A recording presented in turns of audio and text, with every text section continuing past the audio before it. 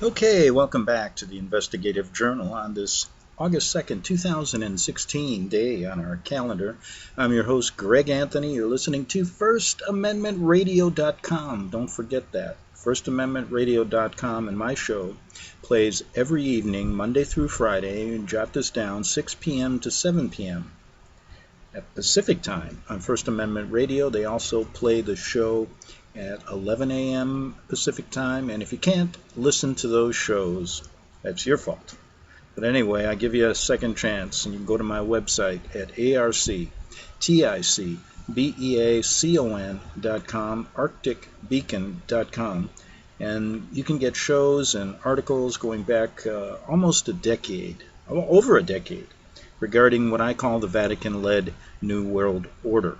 Okay, what I want to do today, I promised I'm going to do a series on the Democratic, Republican conventions, the presidential elections, the State of the Union, etc., and I'm going to do that. Now, I do it every 4 years, and I start off every time the same way, and I tell you that this year, this is the best off-Broadway theatrical play I have ever seen. They've cast some really incredible characters. The director is even better this year. The producer remains the same, and they're pumping in a lot of money for that and a lot of propaganda. But anyway, to me, this has been the best off-Broadway play theatrical event ever put on by the DNC and the RNC for American consumption. Now, of course, a theater play is fantasy, right? It's a theatrical fantasy. And that's what I'm telling you is going on. A theatrical fantasy put on by our political leaders for your enjoyment. The only difference is 99.5% of the American people, I'm not sure about those statistics, because I don't have a statistic gatherer like all these other guys in this theatrical play have. But I would guess that the majority of American people turn this play into reality. That's the difference. You see, when you go to a regular Broadway play, now this is off-Broadway, but doing quite well in the ratings. And this is an ongoing play. It's there every day for you. And I'm telling you, more Americans this year are turning this theatrical play into a reality than ever before. Now, like I said, when you go to an off-Broadway play or an on-Broadway play, you know that it's theater. When you see a Hollywood movie, you know that it's fiction, right? You know that most of them are just putting on a staged event when they show you all these wars and they show you the killings and all these other things. The only difference with this play is that once America and the rest of the world turn it into reality, which is the only thing I can gather, people actually die, right? People actually go to jail. People actually believe that this is real. And real bad things happen. Oh, occasionally there's a good thing here and there. But that's the real problem. People lose money, they lose their homes, they lose their communities. Oh my Lord, they turn this into a real live incident. When in fact, what you're watching, folks, is a theater play. So, with that said, let's look at the main characters this year, the leading roles. Now there's 3 lead characters, okay? I'm going to start out with the 2 major ones. We have on the Democratic side playing this part she's played for over 40 years. They still bring this old actress back. They call her Lying Crooked Hillary Clinton this year. That's what she's been tagged, and boy, is she living up to her name. On the other side, we have the outspoken, the billionaire candidate who defeated 17 other actors during the primaries. And his name, of course, is Donald J. Trump. And now he's depicted, this is his first time appearing on the stage. And let me tell you something. He's got a great career ahead of him. A great career ahead of him in acting. It's a beautiful performance so far. He's brash. He says anything that comes to his mind. He has said so many outlandish things that everybody watches. In fact, because I have to watch this, and I do it every 4 years, I have to say that I've been pleasantly entertained by Trump. And let me tell you why. Because he basically says things that politicians only say in the back rooms when they're smoking their cigars and talking down on the American people. Now, the third character I'm going to mention, the main character, because he's going to be out, they're kind of making him into a main character, is our first black president, Obama, President Barack Obama. Now, he's been on the stage a long time. Everybody knows him. And you know what? He's a slick-talking dude. Let me tell you something. And his part is basically to do this. To make Americans believe things are really good. To tell us that they're defeating this war on ISIS. They got to have a war in these theater plays all the time. They got to have love and romance too. And that was there at the DNC convention when Bill Clinton got up and told us his love story about Hillary. The only thing he left out was Monica Lewinsky, if you remember her, and those years.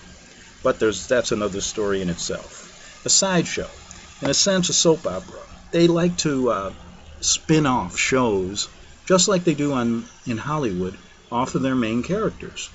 Now, Bill is a retired actor, but he made a cameo appearance at the DNC. So let's get back to now, why would Barack Obama be a main actor when he's no longer going to be president? Well, as far as the scriptwriter's concerned, and I've gotten some inside talk. Now, who writes these scripts? You probably wonder who's the writers of this theatrical play. Well, I'm convinced most of them are Georgetown-educated Jesuit priests. Yes. I think they're good at it. I think they also wrote most of the Shakespearean plays. And in fact, some people say they put together a team that wrote all of Mozart's concertos. Now, let me not get off the track here, but let's just say I have inside information that the Jesuits, whether they be at Borgo Santo Spirito Cinque in Rome, or whether they be sitting in Georgetown University, they're the scriptwriters. And the director, let me tell you about him later. But here we go. Why would they put Obama back in the play? He's playing a major role here. The reason is, the main character they've cast, the old Hillary Clinton, isn't very exciting. In fact, many people say when she gets on stage, they can't even listen to her voice. Now, why would they put an actress in like that? Well, there's a reason for it, and I'm going to get to that later. You know, these directors in Hollywood, and in our off-Broadway play here we call the presidential elections, are very, very smart. They like to play with the audience. They want to keep listening, keep you watching. Ratings are important here. And if the ratings are real, well, they are real. There's more people tuned in to this off-Broadway play than ever before. They got a big hit on their hands, and they know it. They got a big hit. But here's why they brought back Obama. You know, he's not supposed to be the president anymore, the lead role, but he's playing a major role. He's on TV almost every day, talking against this other brash candidate on the Republican side, Donald Trump. He just gave a speech today. He was talking to the Prime Minister of Singapore, and Trump's name came up. I got to admire the writers of this play. They're always bringing Trump on, whether it's good or bad. And some of the things he says, as we get into this in probably part 2 tomorrow, because it is just too long and involved here. It's a major, major play. I don't want to review it properly. So why would they bring this old black character, Obama, on? Well, the reason is that they really need to get the minority vote for this candidate, this old woman that's been around for 40 years, that's been lying to the American people for God knows how long, and she's still doing it. Many say she's a pathological liar, but a very rich one. They've scripted the Clinton Foundation into this, and that's a story in itself. And anyway, so they're bringing Obama back to play a major role, and he's even said, I'm going to spend all of October out on the trail with Hillary Clinton to help her get elected. Because, you know what? I know people just don't like listening to her. Now, he won't say that in the play. That's what they're talking about back in the dressing rooms. And I've got some inside information, just kind of like Inside Hollywood, right? Those programs they have, what they really talk about. And it's interesting when they get together with the script writers at Georgetown, how they work this out, how they really work this out well. So Obama is back to get the black vote again. Now, let me tell you this. The scriptwriters are really good here. They remember 8 years ago we had the first black president, and I think a lot of people just voted for him because he was the first black president. But he was a good orator. He didn't have much substance. He said he was going to help the black people in America, but man, I'll tell you what. They just screwed us over with this script because during those 8 years, he didn't do anything. In fact, the situation for the blacks is worse. The economy had the worst GDP in the second quarter ever, 1.2%. That's at a snail's pace. Jobs are being shipped out. Factories are going away. This is all because the American people believe this is real. If they just watched it as a play, we'd be in good shape. If we wouldn't just listen to this. I mean, and in fact, you can't get your eyes off these guys, though. And that's what makes this one of the best off-Broadway Hollywood plays in the history of American politics. Now, so Obama's back, and he's going to try again to convince all the black people now to vote for Hillary, because guess what? They wrote into this one. She's the first woman to be ever to run for a national office like this, president of a big, huge party. Wasn't that interesting? You know, wasn't that quite interesting how they did that? They wrote this in there and they said, well, if we got the first black president in, maybe we can get the first woman president in. And it really doesn't matter how boring she is or how much she lies, because that is something that people will go out and they're hoping that every woman and every man who wants to make his wife feel good, you know, will vote for Hillary Clinton. But the only problem is, they're writing something in here that's really not going over to the audience who thinks this is real. They don't really like her. And in fact, many women are saying she's not representing the female gender at all in the proper way. Look at her dealings over the years. And you can go and watch this play and find out, make your own decision. But let me tell you, they've got a good little shtick going here. Well, they had to write something good here because, you know, if they had another boring lead character on the other side, nobody'd watch this play. It would bore you to death. Can you imagine if who was the most boring? If Romney was out there, nobody'd turn it on. John McCain, all these guys, nobody'd listen. So they scripted in this brash billionaire, who I might say is stealing the show. Probably the best lead actor I've seen in a performing role. He should win an Oscar for this. I'm going to put him up for one. He should win. I can't see. And you got to listen to some of his speeches. In fact, I have got to take a break here, and I'll be right back. Okay, I'm back. I was on a roll, and my dog, Max, who's a good buddy of mine, has a stomach ache and had to go out. And I've been walking him back and forth this morning, and the poor guy's starting to feel a little better. Must have ate something last night that didn't agree with him. Well, anyway, back. I think I was talking about why they're bringing back Barack Obama, this great Hollywood actor, back for another performance this year when he is the outgoing president in this play. And I said, well, it's because the lead actress really can't handle it, and she's very boring. She screams at times. In fact, many people say you can't listen to her very long. And I've watched the play most every night, and I agree. My first thought was, why don't they get another actress? Fire her. Well, there might be something in her contract. Maybe they can't find another woman to play her part. I was thinking that because it's kind of late in the game. And the whole premise of this year's play, this year's theater performance, is they got to have the first woman to be president. Okay, so here's what I'm going to do. I want to get into the background a little bit about these actors. Tell you a little bit. You know, it's kind of like when you listen to Al Pacino. You want to know what Al Pacino, where he's from, how he did his acting career, where he got started, what movies he's been in, and, you know, his personal life, things like that. And I do want to get into that with Barack Obama. And I will. I'm not going to get into a lot of the political stuff that you already know about him. I'm going to get into something else, and I'll tell you about that, because we're going to do that in the second half hour today. But let me tell you this. A little background on this theatrical play we call the Presidential Elections 2016.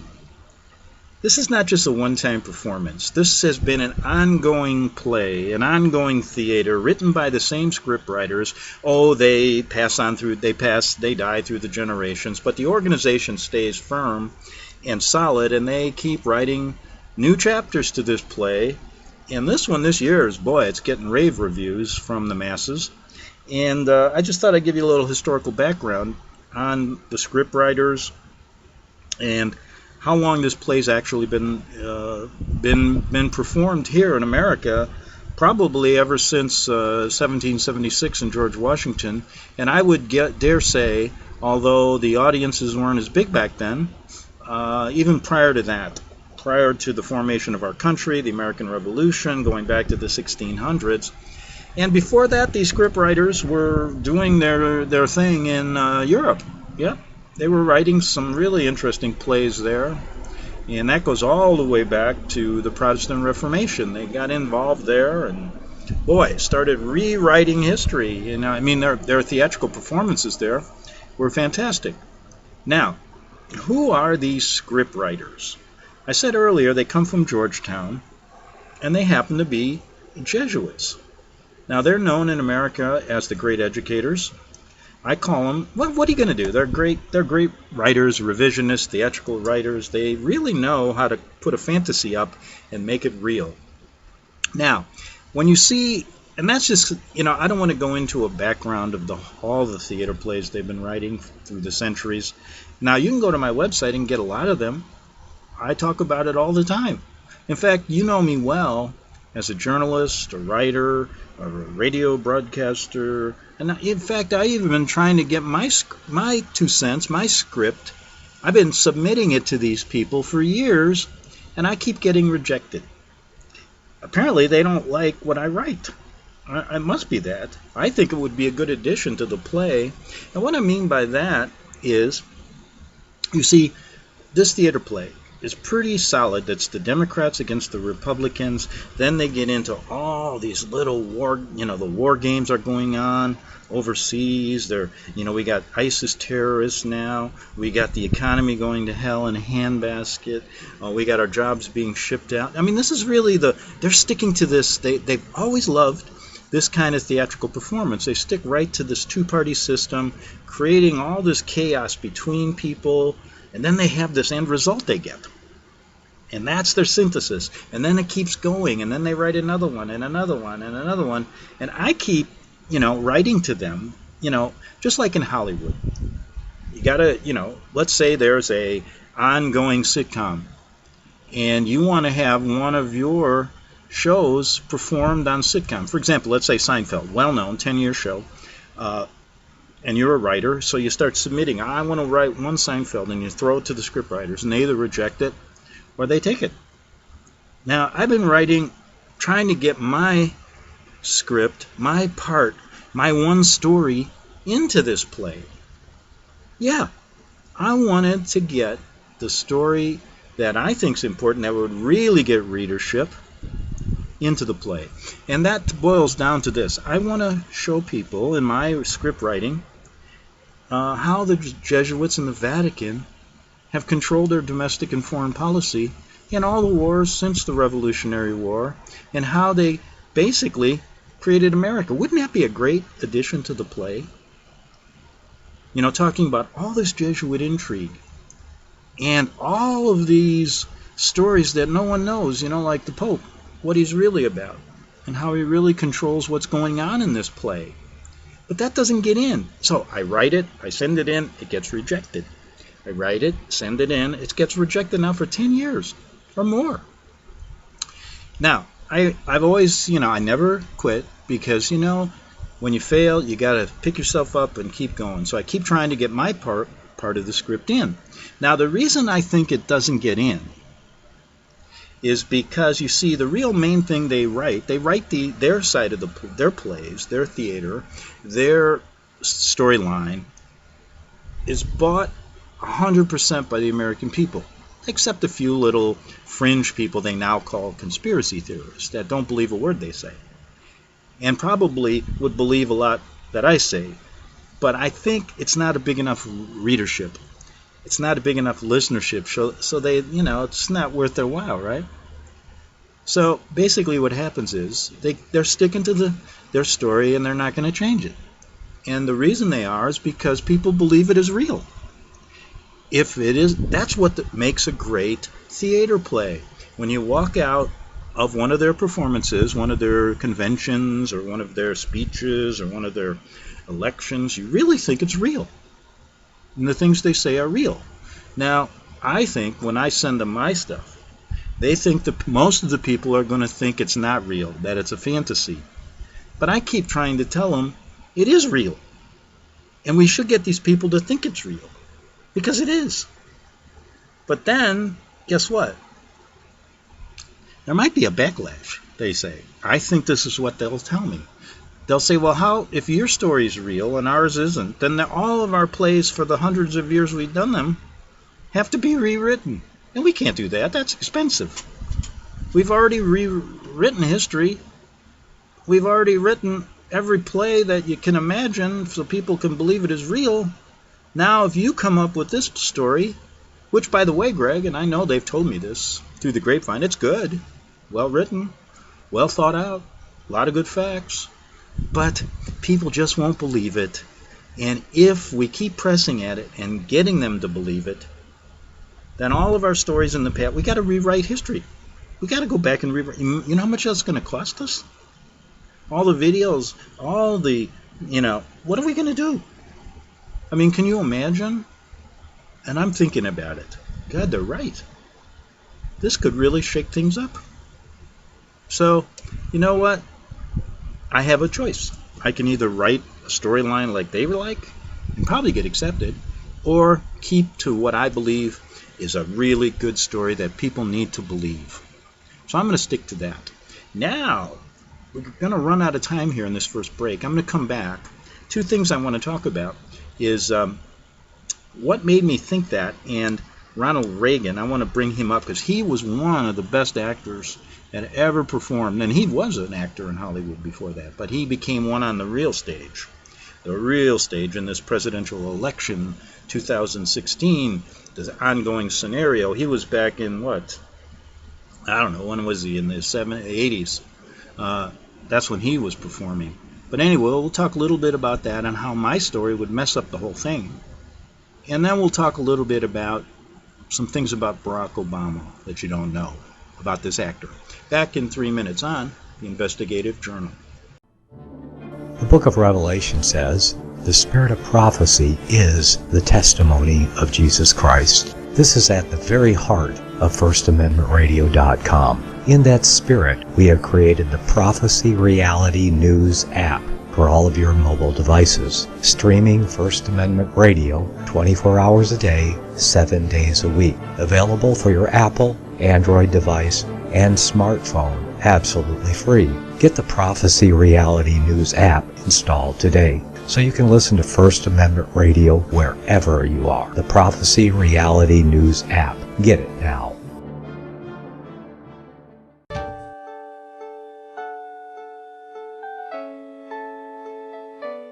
The program you are listening to is 100% sponsored by you, the listener, on this First Amendment Rights Media channel. You will notice that there are few commercials on this radio network. There's a good reason for that.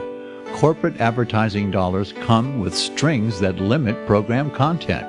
So without your help, these programs cannot continue on internet or our several affiliates.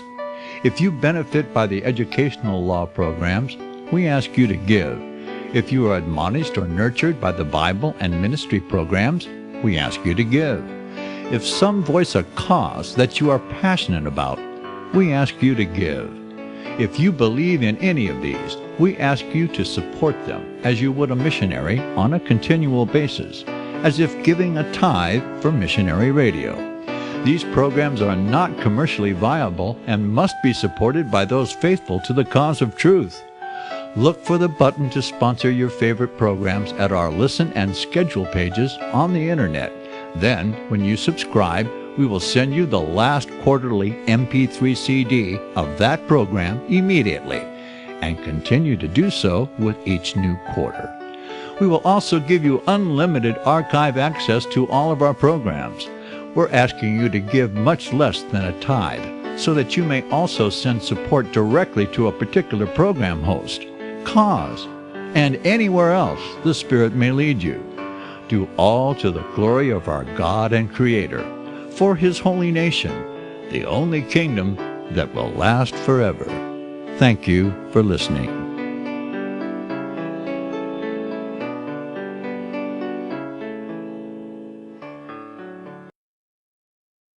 Since the beginning of time, kings have sought it, nations have fought for it. It has been traded, it has been borrowed, it has been purchased, it has been stolen. There's a reason for it. To secure the blessings of liberty to ourselves and to our posterity. Invest with the security of gold and silver. Call Discount Gold and Silver Trading at 1-800-375-4188 or visit discountgoldandsilvertrading.net. Listen to Financial Survival with your host Melody Cedarstrom right here on FirstAmendmentRadio.com at 4 p.m. Eastern or 1 p.m. Pacific Time. Visit discountgoldandsilvertrading.net or call Discount Gold and Silver Trading at 1-800-375-4188. Toll free 1-800-375-4188. Okay, we're back for the second half hour of the Investigative Journal. I'm your host, Greg Anthony, and we're going over part one of my series on the best off-Broadway stage play ever created, the Presidential Elections 2016. What a rave review they're getting this year. Great attendance, a beautifully written theater play that's really, the people are walking away believing every word of it. And that's what's astonishing to me. They really have got these people, and it's one of the best. They got some fairly decent actors this year, a great flamboyant Republican candidate named Donald Trump. Fun to watch. I mean, come on, he'll say things.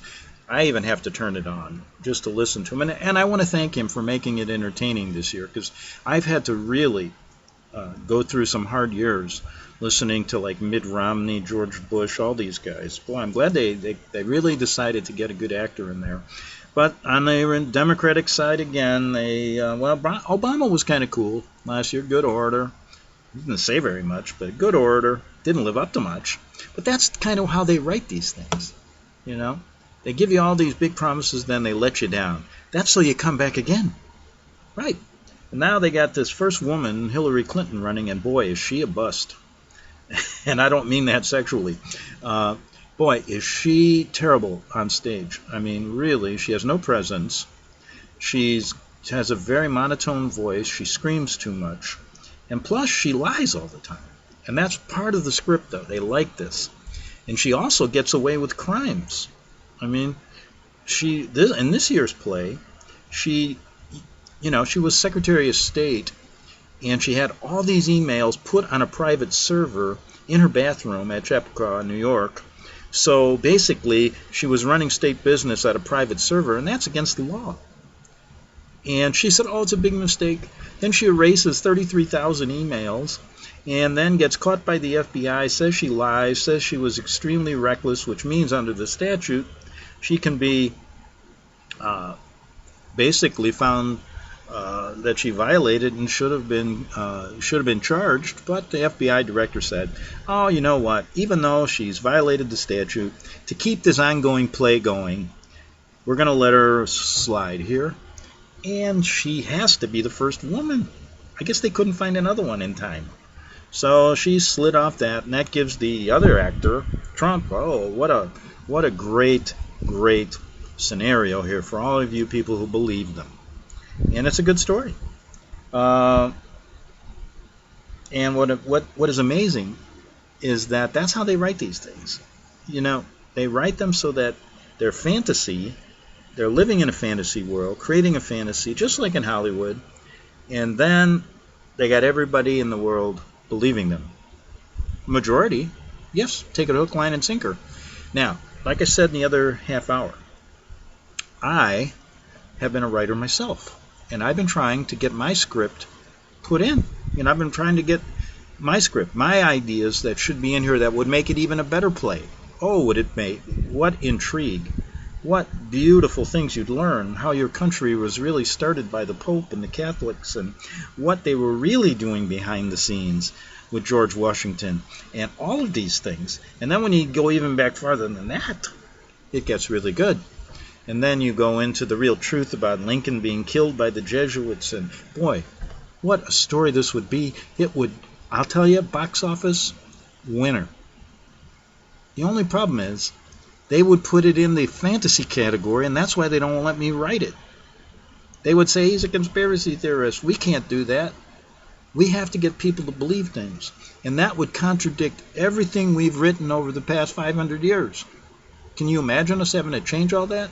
Change the history books. Change all of the presidential elections. So I said to myself, back in 1992, I said, well, I'm going to try to get my script in there. And the reason I thought so was, and let me pull this up, in 1992, Time magazine cover story said this, maybe you forget, conspiracy binding President Ronald Reagan and Pope John Paul II into a secret holy alliance. Wow, a secret holy alliance. Then it said, brought the demise of communism. Then I started thinking, well, they're playing the same game here. But anyway, I'm going to try.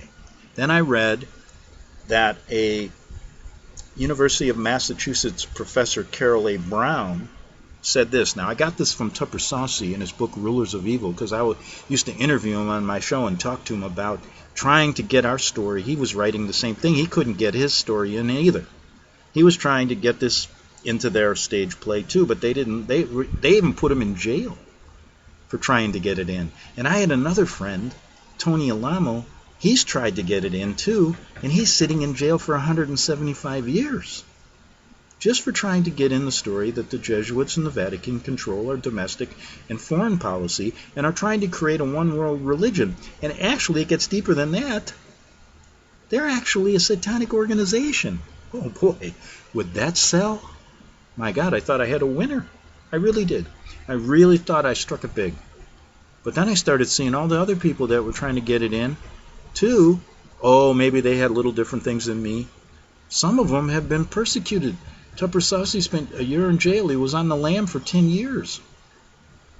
And then Tony Alamo, he tried to get the story in big time, and they put him away for 175 years. So I said, whoa, I got to watch myself here, but I'm not going to stop. I'm not going to stop this just because of that. And then I started looking, and instead of getting in names at Reagan, I said, boy, they put in a really great actor here, and everybody's buying it. Ronald Reagan, the best president. He's doing all these things. He's a Democrat. Boy, he's bringing everybody into the fold. But then I said, how about we write the part about him starting diplomatic relations with the Vatican for the first time? And then people go, well, what do you mean? What do you mean diplomatic relations? See, nobody knows anything. What a story this would be. I said, well, listen, did you know that because of the Jesuits and the Vatican being involved in the Lincoln assassination, and the stage actors back then, a lot of these people that play secondary roles in Congress and the Senate, bit parts maybe, some of them even, they had found out the Vatican was involved in killing him. And so they decided no more diplomatic relations with you. And guess what happens? When Reagan became president, behind all of this, well, it's a good stage play. Boy, he was good. He got the people out. That's what Trump's doing, really. He's getting the people out again, just like Reagan, but with a little different style now. Reagan was a smooth-talking, nice guy, right? Him and Nancy.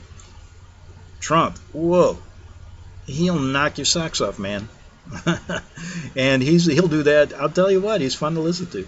But anyway, so then Reagan, I find out, starts the first president to bring back diplomatic relations since Lincoln. So now he's in bed with the Vatican. What a story. But they don't cover it. And if they do, the reason, then I started saying, well, that should have been in that play back in 92 or back in the 80s. How come it didn't get in? Then I find out, listen to why it never gets in. The script writers are actually Jesuit priests. And they work for the Vatican. And all these other guys that write for them too work for them. So how are you going to get in anything that's contrary to what they do? Be like be like me saying, okay, scriptwriter, you're really the problem here. They can't have it. They got to go under the cover, so to speak. You can't know who they are, but that's who's writing this stuff. When they come in from Georgetown, Borgo Santo Spirito Cinque in Rome. So that's what I figured, there's no way to get this story in. So I figured, well, I'll write my own play. But then they just say it's not true, so nobody listens. So everybody's listening to this play. So that kind of gives you a bit of an overview of what I'm up against, what other people are up against when they're trying to make this theater play even better. I mean, if this part of this, if we could ever get some, episodes in, would it be great? But their story to me is this. Listen, Greg, the people aren't going to believe you. It's going to ruin everything we've done. And then we're going to go back and have to, we've already rewritten history. So I said to one guy that contacted me, and he was the godson of Father Marcinkus, the Vatican Bank president, that was in this big, huge scandal in Rome, and I was there, and he contacted me. He says, Greg, I know what you're writing's true, but nobody's going to believe you. And the one thing, though, I got to tell you is my godfather, Marcinkus, he was a patsy. Oh, and you know that. I've told that story many times. And he said, Greg, why don't you just get back into entertainment and write the way we write? And I said, well, let me think about it. Okay, gives you a little bit of backdrop of how this works. So, here we go. I wanted to then, since it was so interesting to me that Reagan had so many connections to the Jesuits, and so many of his politicians that were in his cabinet, and even people in the Congress and Senate were Jesuit trained, I figured, boy, there's no way to get this story in. So I started thinking, okay, it's 2016, maybe I can get it in now with Obama. And then I started to read that Obama has Jesuit connections too. See, we could get into many stories about Obama, but it isn't important to understand that he has connections to the writers of this theater play, and that because he has connections to them, they have actually put him in there like a puppet. That's why he's the lead actor.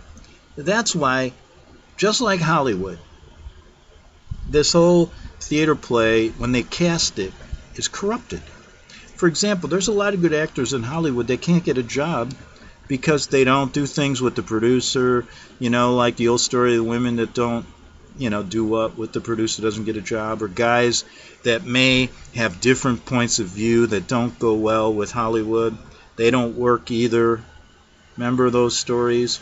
And so all of that bias in Hollywood that you hear about, and that's just for those, secondary plays. This is the biggest play known to man. This is the biggest stage play ever, the Off-Broadway play, Presidential Elections 2016. This episode has been going on. This is one in 1,000 that have been going on for hundreds of years. This has been a long-running play, probably watched by millions. And nowhere in history have more people believed a play than here. So guess what? When you start looking at the lead characters, you start saying, well, there's got to be some favoritism here. This can't be real. I mean, how come I can't be president? Or how come I can't be an actor in this? How come? They tell me in the Constitution that anybody, what do you hear when you're a kid? Anybody can grow up to be president. Oh, really? Well, like George Carlin said, you're not in the club, and they're the owners, the masters, and that's it. And I think he's right. He was trying to get his 2 cents into this play, too, and guess what? I think they bumped him off. I remember his last performance. Of course, I can't prove that, but you never know what these guys will do. But anyway, so I kind of figured Obama's just like all these other guys that get these lead parts. You can't even get a bit part in this play unless you basically suck up to the producer, which is the Pope in Rome. We got a couple producers. We got a white Pope in Rome still alive named Ratzinger, and the black Pope is in the head of it, calling himself the white Pope. And they are really the producers. And if you don't kiss up to them, you can't even be an extra in this play, let alone a character actor or get a good part for at least one episode. It pays well. But can you imagine trying to be a lead actor, what you got to do? And I'll get into that, what you got to do to become a lead actor in this play we call the presidential elections. Wow. And their ties are where they come from. They tell you with their hand signs and all this stuff. It's kind of an interesting play they put on for you. But anyway, so just to make things, let me see how much time I have here. In this first part 1, I got about 10 minutes. That should be enough time. I could probably talk all day on this. But anyway, here's what I want to mention. Let's do a real short thing. So we know Reagan had all these connections to the producers in Rome. And then, all of his people got to have connections, and they all work for the same guy. So there was no way you're ever going to get your story in, even if it differs a little from theirs. So I started thinking, there was an article I read, and it referenced a reader of mine who sent me a nice long email, and I remember this, regarding Obama's connections to the writers of this play and Georgetown University and all the theater writers, and how probably he got the lead part because he kissed up to these people and does exactly what they tell him. It's just like a theater. When you're an actor, you go to work, they give you a script, you read it, you leave. That's what they do here. So they got to find somebody that's good enough to do these things for them and will actually do it. Because you see, in the back of their minds, they really know people believe this. That's what makes this play so interesting. Now, if people didn't believe them, they'd have to hire another guy and another one. And can you imagine if nobody believed the producers? Oh my God. And that's where my stories and people who've tried to get their episodes in, like Tony Alamo and Tupper Saucy and others, oh my God, there's so many on First Amendment Radio. Nicholas Arthur, Tom Fress, Daryl Eberhard, who was a guest of mine. I could go on and on. There's others out there. I'm leaving out a number of people, trying to get their episodes in too, and none of them seem to get in either. And it's because they're not kissing up to the producers of this theater play. But anyway, so I read this article, and I'm going to read it to you. I have some time here.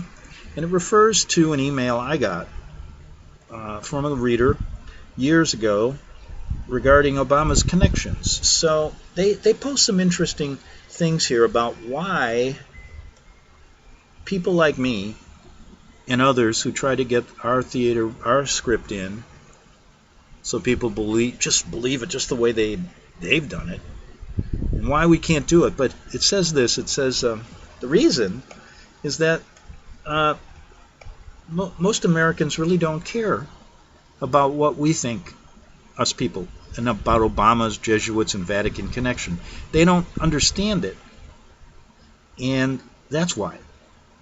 So if we just did it in the episode, we would have to go back in history, and that's pretty... The American people just have been dumbed down so much they can't get it. So I can understand why we're having trouble getting this episode in. But anyway, let me read what they wrote, and then the email. Let me check the time as I continue to talk and talk and talk. I better do this quick. So it says, most Americans, in fact, see no harm in Obama kissing the Pope's red satanic shoes, or making Jesuit Georgetown University his second home. The idea that the Jesuits in the Vatican are up to no good, trying to destroy America from within, just hasn't sunk in to the average U.S. citizen. It hasn't. That would be a great play, wouldn't it? Wouldn't it be good to hear some of that? Now, it hasn't sunk in because the tenets, now listen to this, when they were writing this play back in the 1500s, the tenets of Protestant Reformation have all been forgotten or wiped away from history by those crafty writers of this stage play, the Jesuits, who like to call themselves the great educators. Yeah, so, I mean, they began with the Counter-Reformation in their play to get people to believe that the Protestant Reformation was terrible. And today in America, there aren't many people that really know what the Protestant Reformers really said about these Jesuit writers, you know, albeit Tony Alamo, Tupper Saucy, and the people I mentioned earlier, and some others that I forgot. But if really the truth be known, the society, and he says this, a society of Satan or society of... Oh, and did you hear today? The lead actor on the Republican side, Trump, called Hillary Clinton the devil. Wow. He's getting pretty close because the writers are from the Society of Satan, so he's getting close, and so I assume, the main actor might be, who knows. But the truth be known, the Society of Satan, better known as the Jesuits, should be called the biggest liars and miseducators the world has ever known. And that, folks, is a fact. That shows you why I can't get my episode in. They even told me that. I can tell you that. Like I mentioned, that story years ago when the godson of Father Marcinkus talked to me. Okay, so for the average Joe, it means nothing that Obama is in bed with the Vatican. And in fact, the real sad part is that most black Americans think it's just the best thing since sliced bread that one of their own holds the highest office in the land.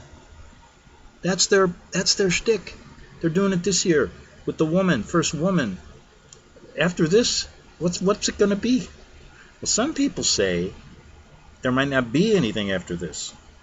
And another thing, and I know I'm not going to get through this now, and I will promise it'll give you a reason to come back. So I only got 4 minutes. So I want to come back tomorrow with, there's a synopsis sent to a reader of my website, the Arctic Beacon, regarding Jesuit, the Vatican connections to Obama. And for those of you who want to know the truth, read it and weep. But anyway, I'll get to that tomorrow. But what I was getting at, the reason I think they want to bring Obama back as a main character is some people say they're going to write in that the elections are going to be suspended due to some natural disaster or ISIS or something else, and that they have to be suspended for a while because the country's in chaos. Now, could that happen? I don't know. They'd have to write something really quick. I know there's been failed amendments by some cast members that tried to get rid of the 22nd Amendment that prevents presidents from running more than 2 terms, that was passed after Franklin Roosevelt ran for 4. Remember that during World War II? But so they can't do that unless they suspend that amendment. They don't have time for that in this time frame for this play. But could they suspend the elections because they just can't be carried out? How can you have an election if the country's in chaos and, boy, half the country can't even get to the polls? I imagine they could do that. That could be written in. So that's why some people say Obama is around to play a big part in this stage play this year. Now, we'll have to wait and see for that.